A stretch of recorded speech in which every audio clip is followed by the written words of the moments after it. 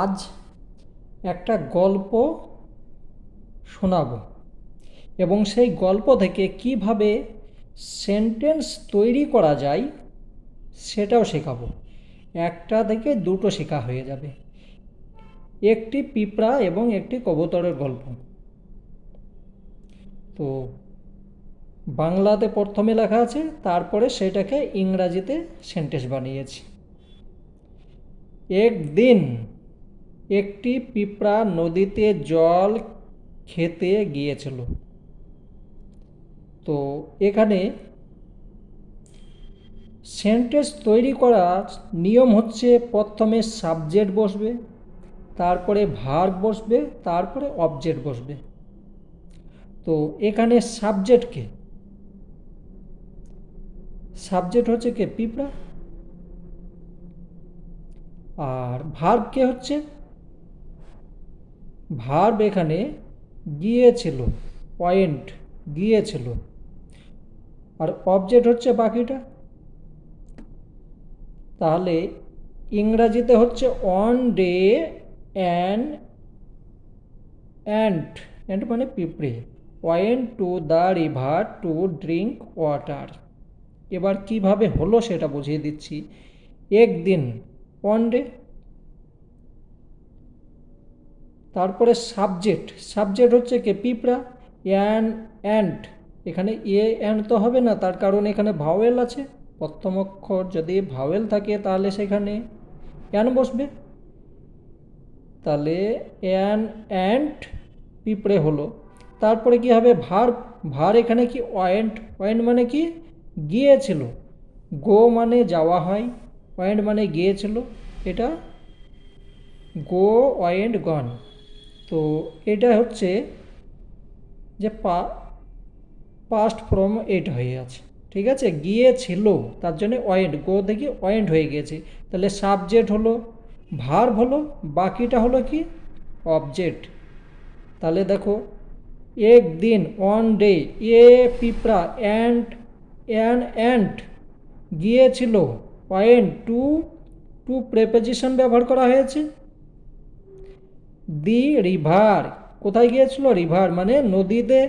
To drink water, কোনো দিকের প্রতি যাচ্ছে, তখনও তো আই গো টু স্কুল যেরকম টু ব্যবহার করা হয়, এখানে গিয়েছিল যে একটা যাচ্ছে, গতি বোঝাচ্ছে, তার জন্য এখানে টু ব্যবহার করা হয়েছে। ড্রিঙ্ক ওয়াটার মানে দাঁড়াচ্ছে one day and went to the river to drink water.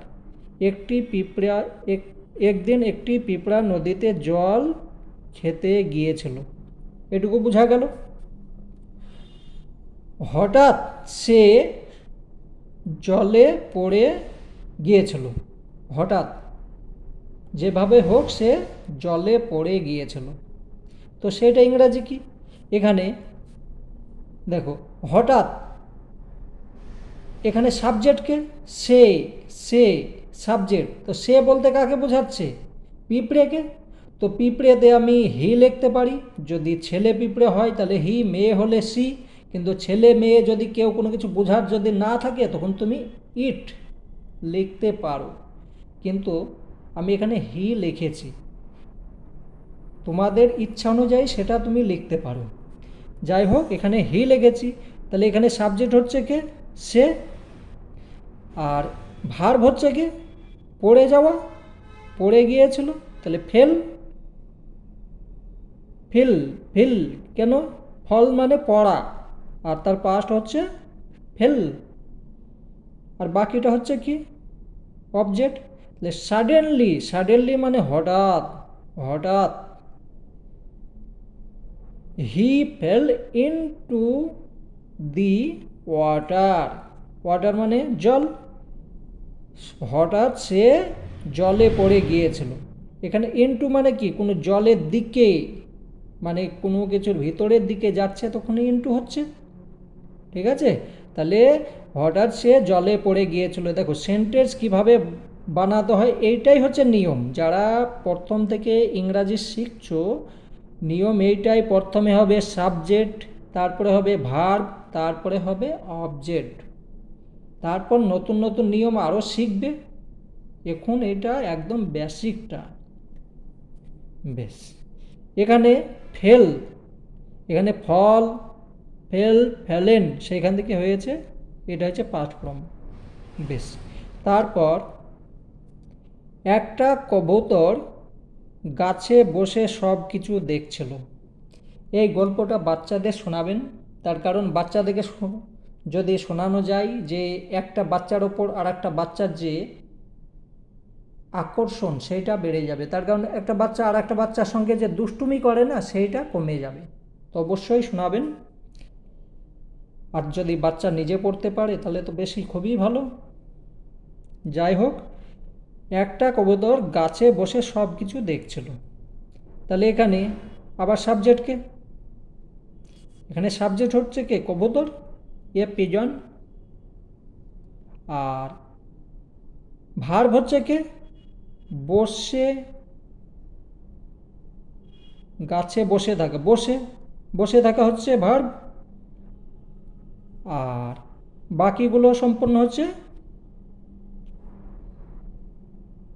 Object.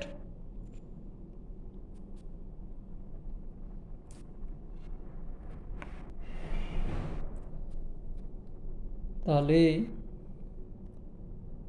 Subject হচ্ছে এ পিজন স্যাট।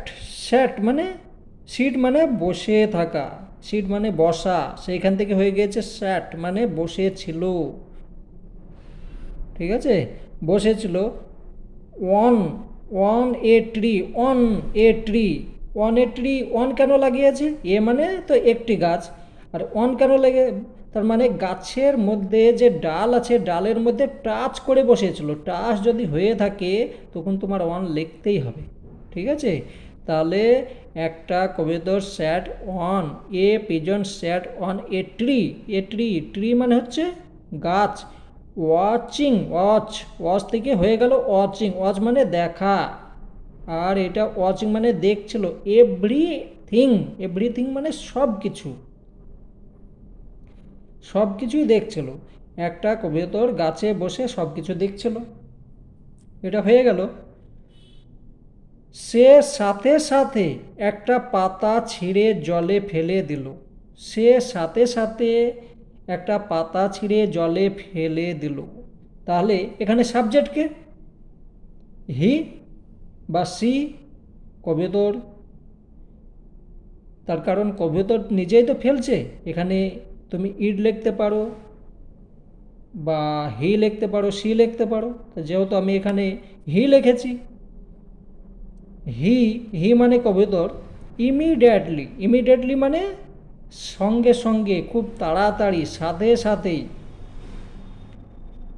টোর, টোর, টোর মানে ছেঁড়া, ছেঁড়া, কিন্তু ছিঁড়ে দিল সেটা হচ্ছে টোর। এই দেখো টের, টোর, টর্ন, সেইটা পাস্ট ফর্ম হয়েছে।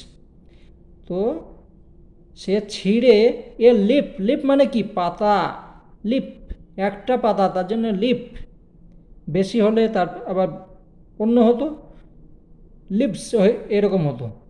অ্যান্ড থ্রে, থ্রো মানে কি? থ্রো করা, আগে ফেলে দাও বলে না, সেরকম থ্রো মানে ফেলে দেওয়া। ঠিক আছে, সাথে ফেলে দেওয়া।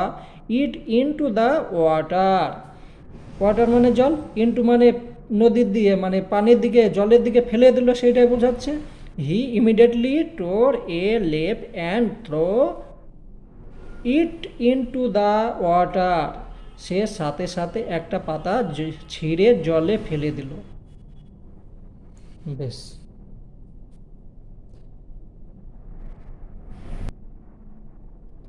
তারপর পিঁপড়া পাতায় উঠে বেঁচে গেল। যখন পাতাটা ফেলে দিল জলের মধ্যে, পিঁপড়ে আস্তে আস্তে গিয়ে পাতার মধ্যে উঠে বেঁচে গেল। তাহলে এখানে কে সাবজেক্টকে? এখানে সাবজেক্ট সেই পিঁপড়েই, আবার সাবজেক্ট দি অ্যান্ট, অ্যান্ট মানে পিঁপড়েটা, একটা নির্দিষ্টভাবে একটাই পিঁপড়ের কথা বলেছে, তার জন্য দি অ্যান্ট ক্লাইম্বড মানে এটা উঠে যাওয়া, উঠে যাওয়া। অন দি লেপ অ্যান্ড সার্ভড, সব মানে বেঁচে যাওয়া, এটা বেঁচে গেল। লিপ মানে পাতা, আর এটা মানে তাহলে পিঁপড়ে পাতায় উঠে বেঁচে গেল। তাহলে এখানে সাবজেক্ট হচ্ছে এটা হচ্ছে ভার্ব, আর এইগুলো হচ্ছে অবজেক্ট। ঠিক আছে, দেখ গল্পও পড়া হচ্ছে, এদিকে সেন্টেন্স কিভাবে তৈরি হয় সেটাও শেখা হচ্ছে। কিছুদিন পর এক শিকারী বন্দুক নিয়ে কবুতর শিকার করতে এলো। তাহলে এখানে সাবজেক্ট কে? এখানে সাবজেক্ট হচ্ছে যে বন্দুক নিয়ে এলো শিকারী, শিকারী হচ্ছে সাবজেক্ট। আর কি করতে এলো? সাবজেক্ট। কি এটা? কাম হচ্ছে ভার্ব, ঠিক আছে, আর বাকিগুলো হচ্ছে অবজেক্ট। তো এখানে প্রথমে এইটুকু লিখেছি, এটা আফটার সাম ডেজ মানে কিছুদিন পরে, আফটার সাম ডেজ কয়েকদিন পর, এক শিকারী, এ হান্টার, হান্টার মানে শিকারী, ঠিক আছে, যে শিকার করে জঙ্গলের মধ্যে তাকে হান্টার বলে। বন্দুক নিয়ে, কাম উইথ এ গান, দেখো প্রত্যেকটা নিয়ে হয়ে আছে। কাম উইথ এ গান, গান মানে বন্দুক, কাম মানে আসা। টু হান্ট দি পিজন, কবুতর শিকার করতে এলো। তাহলে কোথায় এলো? এটা হচ্ছে শিকারি, আর এটা হচ্ছে শিকার করা। দেখো হান্টার মানে হচ্ছে শিকারি, আর হান্ট মানে হচ্ছে শিকার করা। দি পিজন, পিজন মানে কবুতর। তাহলে কিছুদিন পর শিকারি বন্দুক নিয়ে কবুতর শিকার করতে এলো, হয়ে গেল। পিঁপড়াটি বা পিঁপড়েটি তখন শিকারীর শরীরে কামড় দিল। ঠিক আছে, তার কারণ সে তাকে বাঁচিয়েছে। সেই গুণ মানে তাকে যখন বাঁচিয়েছে তাকেও তো এবার কিছু উপকার করতে হবে। মানুষ তো নয়, সে জানোয়ার, সে অনেক বুঝি, মানুষ এরকম করে না। আজকালে যে মানুষ হয়ে গিয়েছে, একটা বাচ্চাকে শেখাবার সময় এইসব কথা বলতে হয় না, তবু মানুষের চেয়ে আজকাল পশু পাখি অনেক বুদ্ধিমান, আমার মনে বলে অনেক বুদ্ধিমান। আপনাদের মনে কী হবে আমি জানি না, কিন্তু পৃথিবী যেভাবে আজকাল চলছে, মানুষের মনে যদি শিক্ষা থাকে কিছুটা পরিবর্তন হবে, কিন্তু দেখতে ভালো লাগছে না। যাই হোক,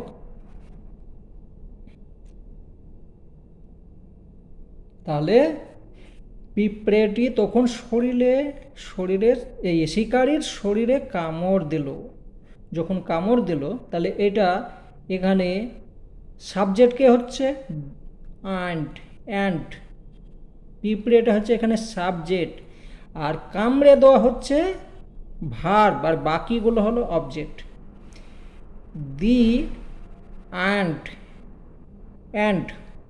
দি অ্যান্ড দেন মানে তারপর, দি পিঁপড়েটা, এটা হচ্ছে পিঁপড়েটা তখন বাইট মানে হচ্ছে কামড়ানো, বাইট এটা হচ্ছে কামড়ানো, আর এটা হচ্ছে কামড়িয়ে দিল, তার জন্য এটা, আর এটা হচ্ছে বিটেন।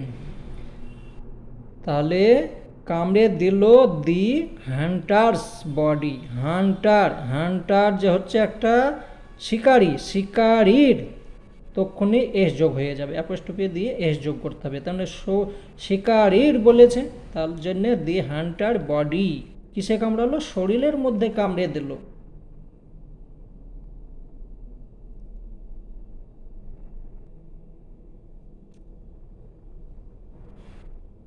তারপর দি অ্যান্ড দেন বাইট, হ্যাঁ এটা তো হয়ে গেল।